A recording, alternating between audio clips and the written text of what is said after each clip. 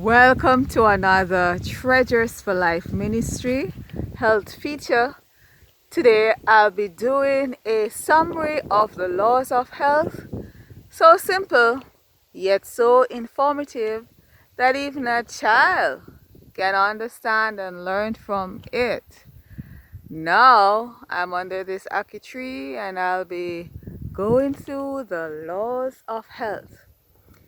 Now, we always use the acronym New Start to talk about the laws of health, but I'm not only going to focus on the 8 that we mainly focus on, but also 6 additional ones that we can take heed to because it is so simple that you can do it and even little children can do it as well. So the first one, nutrition. Proper diet gives your body the correct foods that it needs to make good blood. So eating a proper diet will fuel your bloodstream and provide the nutrients, the fighting mechanism that your body needs to fight and to keep you healthy, and if you are sick, to help in the recovery process. What type of food should we eat? Fruits, vegetables, nuts and grains should constitute a diet chosen to us by God our Creator. We also should not eat and drink at the same meal because eating and drinking at the same meal will allow your food not to be digested properly because the food will be washed down, the water will dilute the digestive juices, and so it will not have enough enzymes to digest your food the proper way. And if food stays in the stomach for more than the period that it is supposed to stay there, it will ferment, it will rot, it will cause digestive issues as well as other health issues. The Bible tells us in Leviticus 17 verse 11, the life of the flesh is in the blood. And it also tells us that what we eat tells who we are because what we take into our body will help to defile us. We also know that perfect circulation means perfect health. Next law of health, water. Pure soft water is what we need to drink as well as to use on the external of our body, bathing, and to do even hydrotherapy. Pure soft water purifies the body, it detoxifies, it cleanses, and it helps to keep the cells hydrated. Water is used in the transportation of your blood, of your food, all these things. So the water inside your body helps to do all these wonderful work. And so it is. It also helps to filter the kidneys and to help the liver to do water is needed. The body is made up about 60 to 70% of water. So you need to replenish the water that you drink. And as I mentioned before, soft, pure water is the best water. So how you drink your water? When you wake in the morning, you take at least 2 cups to 8 ounces of water before you eat breakfast, just as a rehydrating process to get your body well equipped on its way, because you were sleeping the night before and you lose a lot of things while sleeping because the body was doing some maintenance work while you sleep. Oh yes, the body is always at work.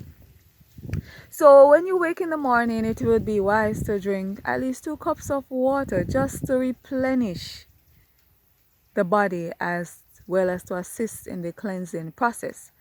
And you can drink a full cup throughout the day, 1 and 2 times, 3, 4 times, as well as taking water in small amounts, mouthful at a time, so that the cells can get the water that it needs to keep the cells hydrated and also to keep your whole system hydrated so that you do not become hydrated and become sick. And if you look here down where I'm turning, we have a few different herbs right here in our back garden in the country. Well, it's a naturally grown garden. We didn't plant these herbs. These herbs came naturally up. God is good. All right, our next law of health, the sunshine. Sunshine. You know the song? There is sunshine in my soul today. Now, this sunshine is not only in your soul, but it also can be on your skin and all over your body. Sunlight is very good for your body because the sunshine, the vitamin D allows calcium cannot enter your body without there being adequate amount of vitamin D. And you get the vitamin D from the sun. Some people get it from the supplement of certain supplements, by supplementing, I should say. But the best to get is from the original or the source. Now, the sunshine is good for your body because calcium cannot go into your body without this vitamin D, and the other vitamins will have trouble getting into the body without the calcium. So it's a win-win situation to get the sunlight in your body. Not to mention the sunshine is good for many diseases, even skin diseases. It helps to lower your glucose level. It's good for cholesterol. It's good to help with hypertension. If you're feeling stressed, you get the sunshine. Think pure thoughts while you're out there in the sun. Make sure you're wearing breathable material and you're not wearing all those gunk of lotions and things like that can be a barrier to the skin, so that you will not get a good amount or sufficient adequacy of the sunlight in the body. So the sunlight increases your white blood cells, it lowers your cholesterol, as I've mentioned before, it helps with the glucose, it helps with depression, it helps your body to fight. It is also good for those who are suffering from bone issues. It promotes bone health. Next one, temperance. Oh, before I go to temperance and sunshine, what you need for lighter skin persons, 15 to 30 minutes of sunshine each day in the earlier part of the day. For those who are of darker skin, the best sunshine is from 10 to 2 o'clock. And remember, if you want your body to absorb the sun even better, wear a little olive oil and just sit in the sun. Don't wear any darkers or any eyeglasses. The Bible tells you what it is a joy for the eyes to behold the sun. So not looking directly up in the sky to look at the sun, but the rays of the sun should be able to penetrate the eyes. So no barrier, no glasses as a barrier. Next, our temperance. Stabilize your entire system, because temperance, doing the things that you know are good for you and avoiding the things that are bad for you, will keep your body, your entire system in proper working order. The Bible tells us that we are to be temperate in all things, not some things, all things. So whatever you do, whether eat or drink, you must do all to the glory of God. Now our next law of health is air.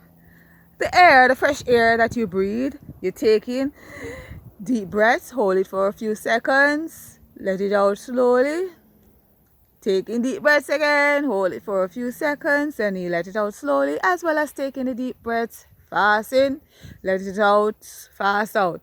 And you keep doing that in and out slowly, holding it for a few seconds and letting it out, and doing it as fast as well to help to build up those lung capacity.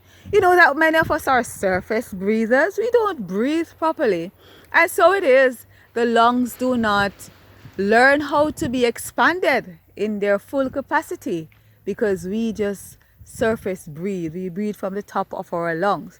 But practice breathing properly and you will realize that you are better able to deal with many stressful situations, because the brain would have had sufficient air, and so it would not become bombarded with the trivial matters of life.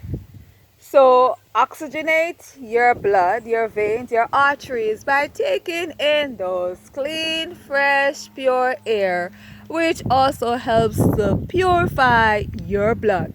So when you're wearing those little coverings over your face all day long, you are doing your body injustice by not breathing in the pure fresh air that your body needs to fight and to purify your blood and to oxygenate the brain and to keep you alive and well.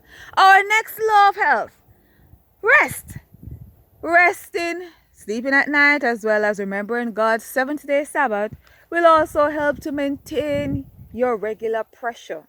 Your cholesterol levels will lower, and it is needed for the body to help in the repairing process. So get your rest and get peaceful rest at night. The rest of the wise is precious. Our next law of health is trusting in God. Trusting in God gives off that feeling of well-being. It generates electricity in the cortex of your brain, which sends electrical signals to your blood cells, and it stimulates your blood cells, and this allows them to function properly. So build that trusting relationship with God, knowing that all things will work together for good to those who love God. Do you know that we are fearfully and wonderfully made? Oh, yes. And those are the summary of the 8 laws of health. Now I'm going to give you the additional ones. Service to others. It is a good thing for us to help others. Whatever things you do, do it also unto them. You, what you would want for yourself, you should also do for others. Help those who are in need. Go out of your way to help in providing godly service for those who are in need of assistance. Because in helping them, Isaiah 58 tells you, then shall your healing come forth speedily, and God will bless you. So search out those who are in need, the orphans, those who are bedridden, who are sick, who are at home. You know them, you go help them. Proper voice culture, the correct way that we speak can also assist in our health. So we should speak so that our voice may flow and flow through the air, not just speaking from the top of our lungs. We should have that voice being power packed, that the Lord can use us to sound the trumpet and loud let it ring, for Jesus is coming again. Our next one is proper posture. The way that we sit can make a telling difference in whether we are having good health or just going through the motion. So sit upright, walk upright. Yeah, remember, you are kings and queens, sons and daughters of the King. All right. Our next one is proper dress. Dress with the limbs. The clothing should cover the limbs, and the limbs are the hands and feet especially. Not sweeping the floor to gather muck and dirt, because those collected on the dress, if your dress is dragging on the floor, will also give you diseases.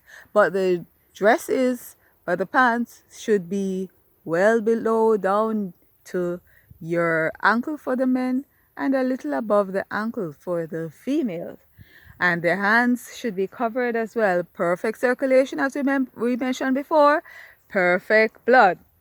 So remember, wear breathable materials. Your cotton, your linen, clothes that are made from natural fibers and natural materials, not those spandex things, because they are not breathable and they will allow impure air and even stop the skin from breathing properly. All right, because your skin will be absorbing even those poisonous things from off the fabrics that you are wearing. And if you wear them for extended long periods of time, yes, they are going to make you sick. Our next one is to have an attitude of gratitude. Always give thanks. Give thanks to the Lord, for He is good. So have an attitude of gratitude, whether in good times, as we would think they be, because the Bible tells you all things will work together for good to those who love God. So if you love God, even if the situation looks bad, it will work out. So have an attitude of gratitude. You are sick. Oh Lord, thank you, I am sick. My body's still alive and I can still call upon your name. because the dead cannot call on your name. The next one is, last but not least, cleanliness. Have cleanliness. So in your surrounding, keep your surroundings clean, inside and out, and even the trees that are around you. The dead leaves, you are to clean these up because the dead leaves can cause you to be sick. They cause disease to breathe up, those little fungus and all those things, and we don't need those things. So even when you're in the country, you still have to clean inside and out. Don't have your homes near to trees. There are so many things that we can put under the cleanliness. Bathing yourself, doing the things that we ought to do, tidying up. God is such a wonderful God. He gives us everything that we need to focus and to keep our bodies healthy and our minds healthy and strong, and to lift up our praises to Him because He is worthy. So there you have it, the laws of health. God bless you.